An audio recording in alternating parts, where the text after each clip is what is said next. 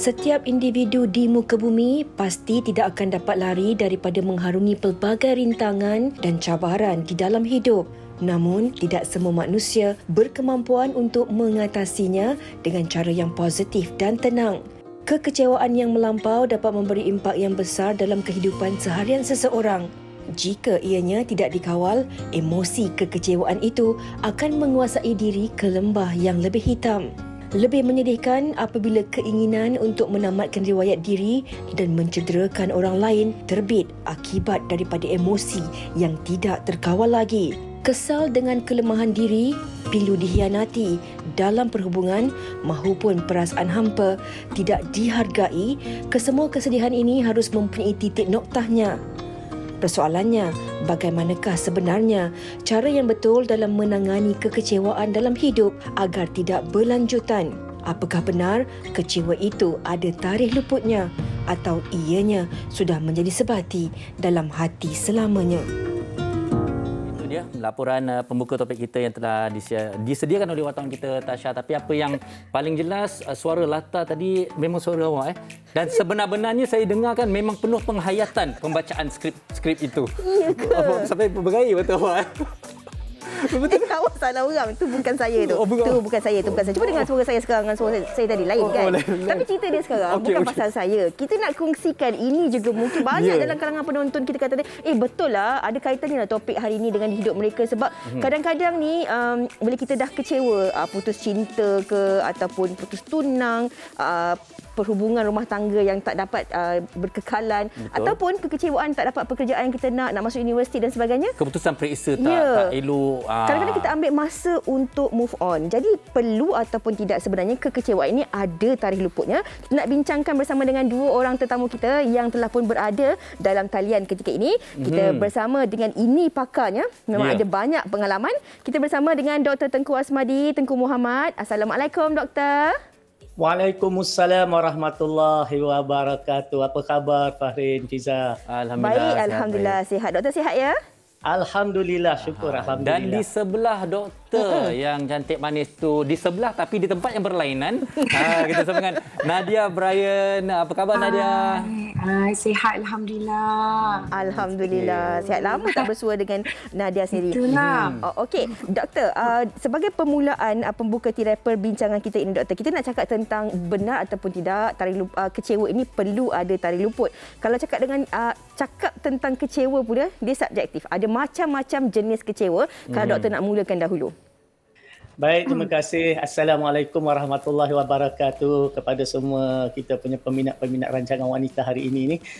Bila kita bercakap dengan kecewa, ia adalah satu perkara yang semua orang pasti pernah mengalaminya. Sama ada kecil, besar, tempoh masa pendek, tempoh masa panjang, dan ada mungkin sampai tempoh masanya tak ada berkekalan. Daripada dulu dia kecewa sampai hari ini, dia masih ingat lagi. Bila ada peristiwa-peristiwa yang trigger pemikiran dia, emosi dia teringat balik. Kan dia lupa, bila ada perkara yang trigger, dia teringat balik. Pun ada makna tak berkesudahan kecewanya tu berulang-ulang.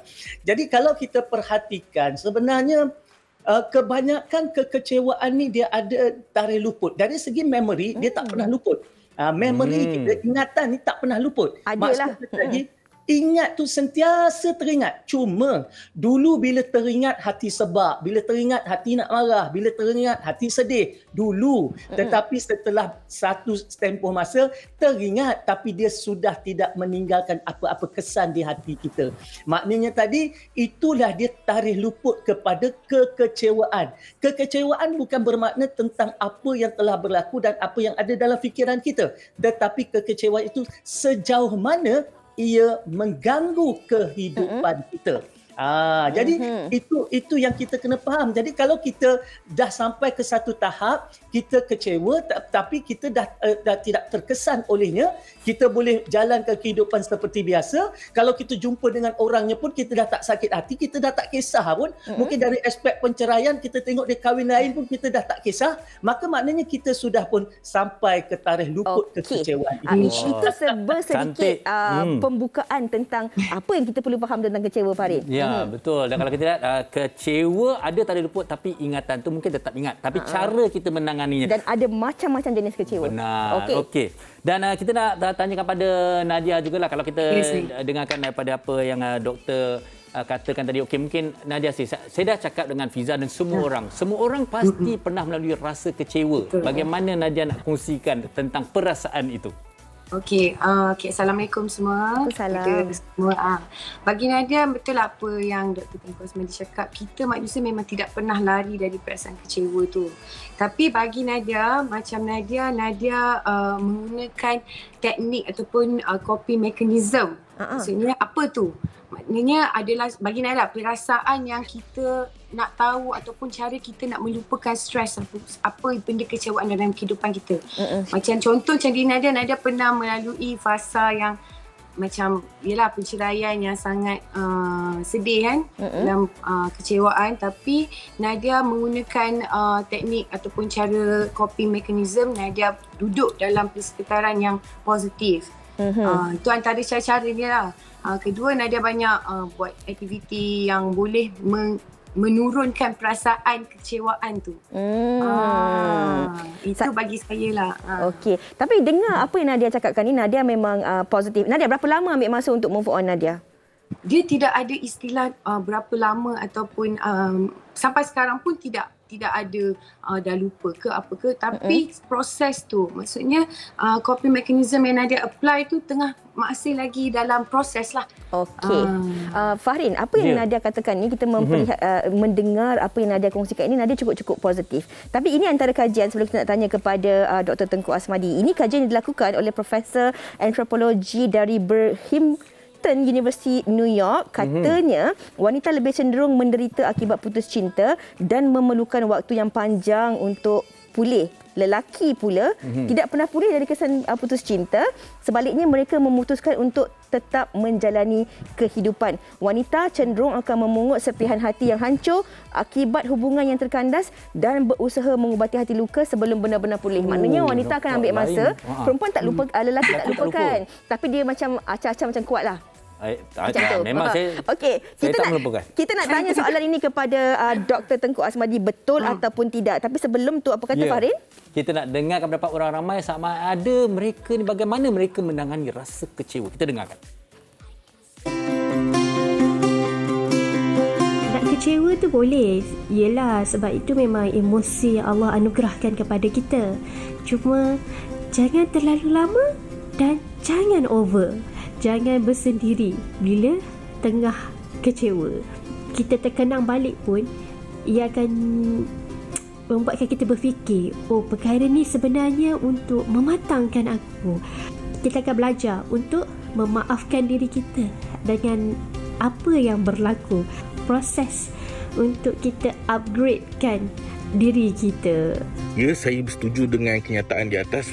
Kerana kita sendiri walaupun tiada di dalam dunia realiti, kita perlu meletakkan tarik luput pada perasaan kecewa. Kecewa ni bukan saja menyakitkan dan juga menderitakan seseorang, malah kecewa juga mengetepikan setiap peluang-peluang yang akan datang di dalam masa kita meratapi kekecewaan itu. Jika kita terus kecewa, kita akan melepaskan banyak peluang yang ada, sama ada yang kita jangka maupun kita tidak jangka. Bagi saya, tidak adil untuk kita terus membiarkan perasaan kecewa menguasai diri kita kerana life is too short to be sad. Go get your life, enjoy it. Kita tak salah untuk kita hadapi, untuk kita hayati kecewa tu, sedih tu, nikmati sedih tu. Tapi tak boleh berpanjangan. Maknanya bila kita sampai satu tahap tu, kita kena move on. Kita create kehidupan kita yang lepas ni, kalau boleh nak lagi yang terbaik daripada sebelum ni. Doa pada Allah banyak-banyak, sembahyang taubat, jadi doa, jadi insya-Allah. Sebab kita ingat satu je, pelangi yang indah akan hadir selepas hujan. Macam saya sendiri, kalau saya tengah sedih, kecewa, memang saya akan cari kawan untuk share masalah, pergi jumpa kawan-kawan. Bila kita dalam suasana ni, kita akan dapat release. Kawan pun dapat nasihat kita. indah akan hadir. Saya dah sampai duduk macam ni dah, ke depan balik dah.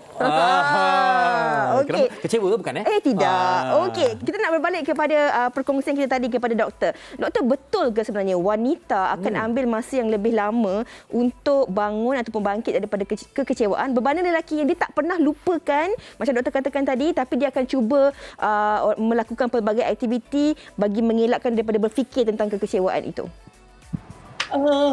Sebenarnya pada saya, ikut pengalaman saya dah 30 tahun dalam bidang motivasi, konsult orang dan sebagainya, dia sangat subjektif tau. Dia bukan soal gender, dia bukan soal lelaki ataupun wanita. Sebab apa? Tengok daripada mana latar belakang dia, siapa keluarga dia dan siapa mereka yang ada di sekeliling dia. Sebab kalau kita perhatikan, kalau seseorang yang kecewa itu hadir bersamanya sokongan keluarga yang kuat, ya, dan juga kawan-kawan yang begitu supportif, begitu menyokong, begitu memahami, dia akan cepat bangkit daripada kekecewaan dia. Tak kira sama ada dia lelaki maupun perempuan. Maknanya soal gender bukan persoalannya. Tetapi kalau dia seorang lelaki sekalipun, tetapi kalau dia tidak datang daripada keluarga yang begitu menyokong, keluarga sendiri pun daripada keluarga bermasalah, kawan-kawan yang dia ada pun yang jenis hawau yang tak nak menyokong dia, malah menambahkan garam di luka dia, maka akhirnya dia pun akan lambat untuk recover atau untuk pulih daripada kekecewaan. Sebenarnya bila fasa-fasa kekecewaan ni, dia ada fasa-fasa dia. Fasa pertama bila berlaku sesuatu ke atas diri seseorang, maka dia adalah fasa pertama, dia terkejut. Dia terkejut, dia cuba menafikan, dia cuba menidakkan, dia sukar menerima kenyataan. Itu fasa pertama. Dan kemudian fasa yang kedua, dia beremosi. Beremosi ni dia mungkin marah, dia mungkin kecewa, dia mungkin salahkan orang, dia blame orang lain dan sebagainya. Fasa emosi. Fasa ketiga adalah fasa dia mula rasional. Bila dah tenang sikit kan, dia mula rasional. Dia mula belajar untuk menerima. Belajar untuk menerima. Dan fasa yang keempat, dia mula mengatur perancangan untuk bangkit. Dan fasa yang kelima, dia mula redha dengan apa juga tak ada yang berlaku dengan dia. Saya suka yang keempat dan kelima tu. Kita merancang untuk bangkit, 5 redha. Tapi nak sampai ke fasa 5 tu, lama lah. Lama jugalah, bukan mudah lah sebenarnya. Okey. Tapi kita nak tanya juga pada Nadia lah. Kadang-kadang apa pendapat Nadia sendiri dan juga melalui pengalaman. Kita bercakap misalnya mengenai kecewa yang boleh membawa kepada depresi. Dan kemudian berbaloikah kita melayan rasa kecewa tu sampai ada kalanya orang-orang memulaukan diri mereka, buang kawan, tak pergi bekerja sampai merosak, memudaratkan diri. Jadi apa? Betul, memang ada Fiza. Memang ada. Nadia. Betul lah, macam Nadia sendiri, sebenarnya kita kena tukar cara pemikiran kita. Macam sebab kita kena faham memang kekecewaan tu bagi Nadia semua orang akan pernah melaluinya. Jadi kalau kita menyusun pemikiran kita bila kita mengalami satu peristiwa yang sangat sedih, macam ni kita tak nak bagi diri kita rasa down terlampau lama. Tentu kita kena yelah persekitaran yang positif, kena luahkan, doa pada Allah. Sebab apa pun yang berlaku dalam kehidupan kita ni adalah keperluan Allah. Sebenarnya apa semua itu adalah telah ditulis.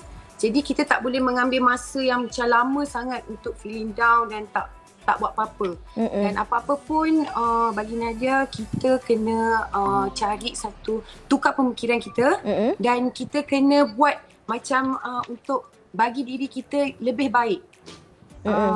Untuk menjadikan kita lebih baik, kita kena fikir yang apa saja kenangan tu adalah satu inspirasi ataupun kenangan yang kita belajar untuk diri kita, untuk kita hadapi masa-masa hadapan. Ya, dan saya setuju dengan apa yang Nadia katakan. Kita jangan pula rosakkan diri kita lepas kita kecewa. Kita sepatutnya kena bangkit, kena tunjuk yang kita lebih bagus, lebih baik daripada hari semalam. Doktor, kalau kita bercakap tentang kekecewaan ni, doktor, kita bukan bercakap kekecewaan ini tentang dalam gagal hubungan perkahwinan ataupun percintaan. Kekecewaan tadi tu kita cakap ada orang doktor yang mana kekecewaan ataupun bila mereka mungkin didiagnos dengan penyakit-penyakit tertentu, kekecewaan akibat perkara-perkara yang tak dapat dielakkan seperti dibuang kerja, kehilangan tempat tinggal dan macam-macam lagi. Tetapi kan doktor, ada kalanya kita ni sebagai manusia, kita cuba untuk menjadi yang terbaik. Tapi kekecewaan itu tetap akan datang juga dalam hidup kita. Tapi bagaimana sebenarnya kita nak kena belajar bahawa kita perlu letakkan diri kita di dalam satu orang kata kalau di tempat kerja ada KPI kan, supaya kita tak bazirkan masa kita. Macam Farin kata awal tadi, kadang-kadang bila kita fikir-fikir balik, yalah tuanku, kenapalah sampai 8 tahun aku ambil masa untuk bangkit daripada kekecewaan. Bukan I lah. Ini contoh. Silakan doktor. Lama betul tu. Ya doktor, silakan doktor. Okey. Kena faham bahawa apa juga kekecewaan yang sedang kita alami, kita tidak keseorangan. Maknanya tadi, apa yang kita lalui dah ramai orang lalui. Betul. Jadi oleh sebab itu, apabila kita berdepan dengan apa juga kekecewaan, cuba cari kumpulan sokongan. Ya, kita cari kumpulan sokongan. Kumpulan sokongan ni biasanya orang yang sama-sama mempunyai isu seperti kita. Contohnya kita ada bersama dengan satu kumpulan sokongan ibu-ibu tunggal, ibu-ibu muda, kan, ibu yang baru dalam fasa penceraian, kan. Sebab apa? Jangan tanya saya kenapa ibu-ibu je ni. Sebab ini adalah program wanita hari ini, lelaki hari ini. Dan begitu juga kalau kita tengok ibu yang mempunyai anak-anak yang istimewa, ibu-ibu yang bermadu. Banyak lagi. Jadi bila kita berada dalam kumpulan yang sama, kita boleh meluahkan perasaan, mereka lebih memahami, dan yang lebih bagus lagi, mereka mungkin mempunyai tip ataupun jalan keluar ataupun sumber-sumber yang kita tidak tahu. Jadi apabila dikongsikan, maka kita dapat lebih pantas keluar daripada situasi kita itu dan lebih cepat jumpa dengan tarikh luput terhadap kekecewaan yang kita hadapi itu tadi. Jadi jangan malu, jangan segan untuk meluahkan secara jujur perasaan kita, masalah kita, berkongsi dengan orang. Jangan simpan sorang-sorang. Kita tak tahu sejauh mana kekuatan kita. Takut nanti macam kes dalam musim pandemik ni, kekecewaan boleh membawa kepada bunuh diri, penderaan dan sebagainya. Jadi sebab itu bila kita meluahkan kepada orang lain, berbincang, ada kumpulan sokongan, ada orang-orang rakan-rakan yang kita boleh percayakan, sebenarnya fasa kekecewaan ini juga membolehkan kita menyaring melihat siapa sebenarnya kawan sejati kita. Ya, sebab apa? Bila kita meluahkan perasaan, mereka begitu menyokong bersama dengan kita di waktu senang dan susah. Bermakna antara hikmahnya di situ kita kenal siapa rakan dan siapa sebenarnya musuh dalam selimut kita. Jadi banyak hikmah di sebalik kekecewaan yang mengajar kita, insya-Allah. Betul. Dan mungkin satu lagi hikmah ialah kita pun mampu untuk refleksi diri, muhasabah diri sebenarnya. Okey, baik. Tadi doktor ada menyebutkan tentang tips untuk bangkit dari kekecewaan, Fiza. Jadi sekarang ni kita nak kongsikan dengan para penonton tentang tips bangkit dari kekecewaan. Kita saksikan.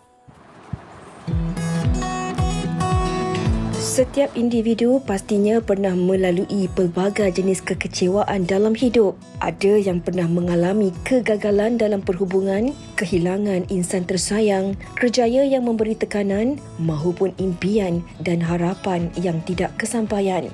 Kehidupan ini diuji dengan 1001 kisah kekecewaan yang kadang-kalanya amat memeritkan. Namun, apakah cara bagi kita untuk mengatasinya? Pertama ialah dengan melakukan aktiviti yang bermanfaat dan dapat membawa aura positif dalam diri kita. Sebagai contoh, dengan melakukan aktiviti bersukan seperti bersenam, yoga dan berolahraga.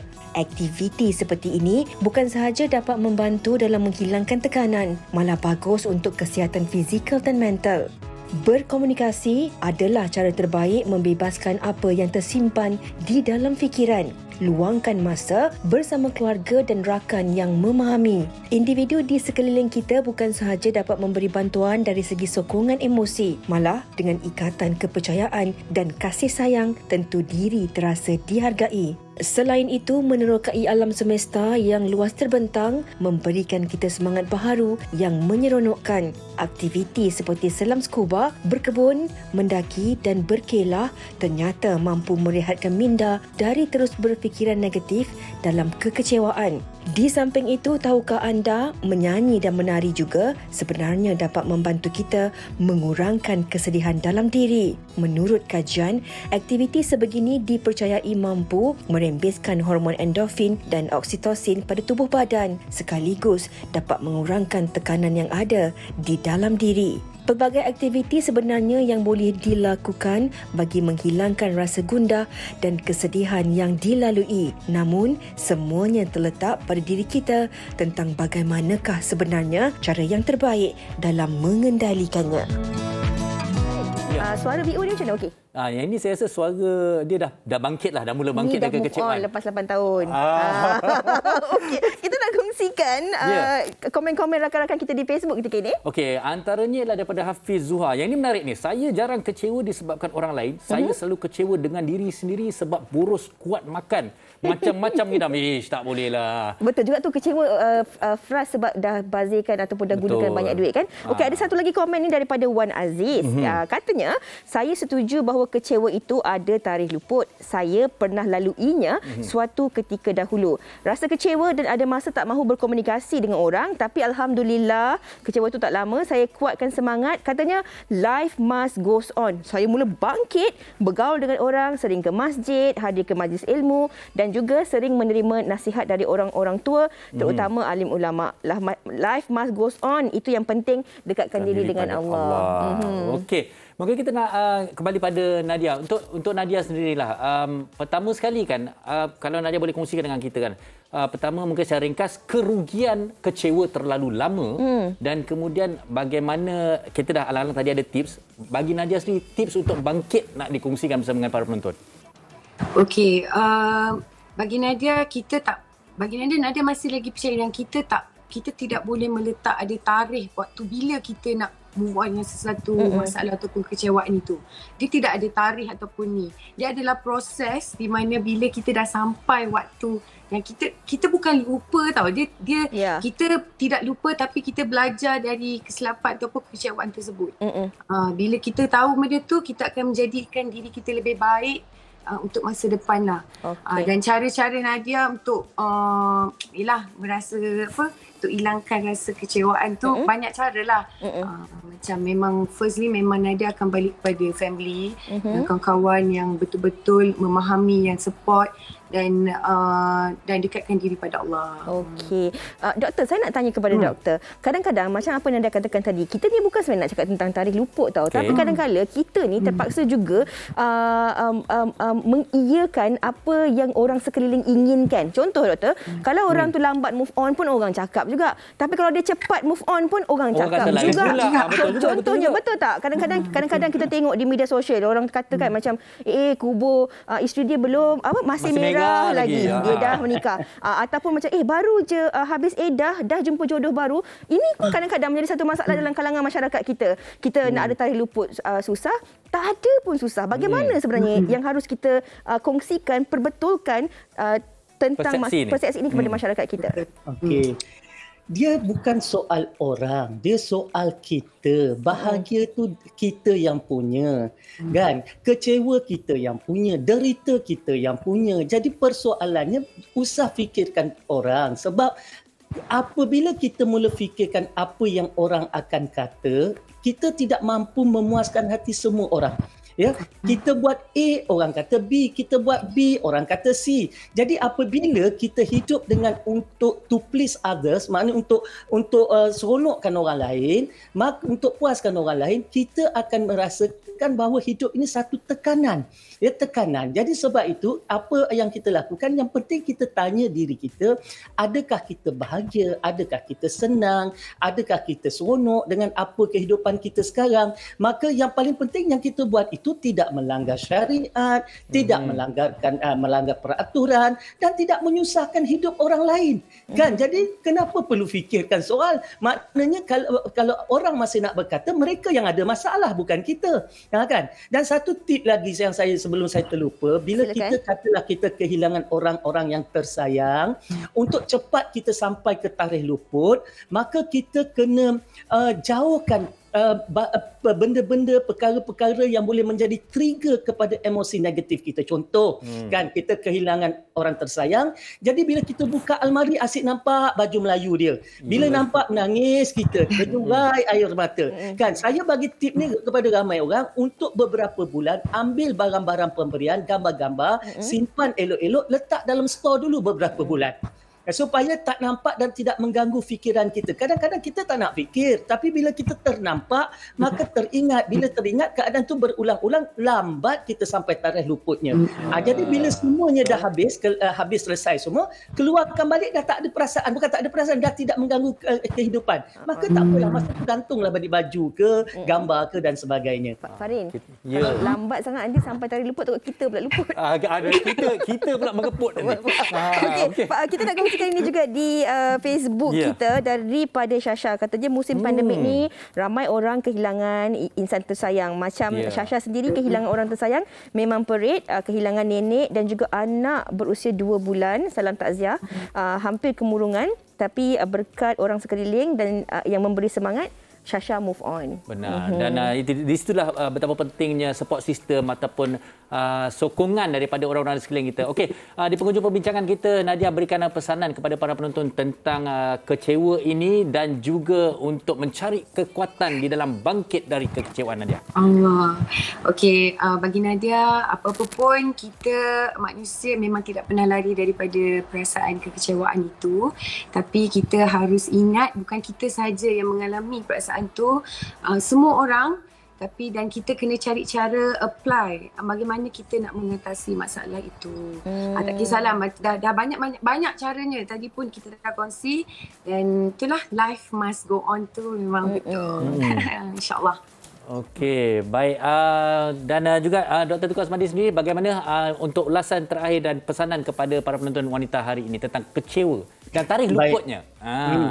Okey, kita kena berbalik kepada Allah lah, berbalik kepada Tuhan. Tidak ada sesuatu pun yang Allah berikan kepada kita itu kebetulan, dan setiap ujian yang Allah berikan itu Allah dah ukur dah bahawa hamba-Nya ini mampu untuk menerima dan memikulnya. Kita mungkin rasa berat, tetapi kita lihat di luar sana ada orang yang melalui fasa-fasa kehidupan yang lebih mencabar lagi daripada kita. Jadi kita kena banyak bersyukur, dekatkan diri kepada Allah, dan kemudian kita ingat bahawa Allah lah yang paling tahu tentang apa yang terbaik untuk kita, walaupun mungkin kita tidak suka ketika kita berdepan dengannya, sebab kita tak tahu masa depan. Hanya Allah yang tahu masa depan, dan insya-Allah kita kena akur, kena terima dan move on, insya-Allah.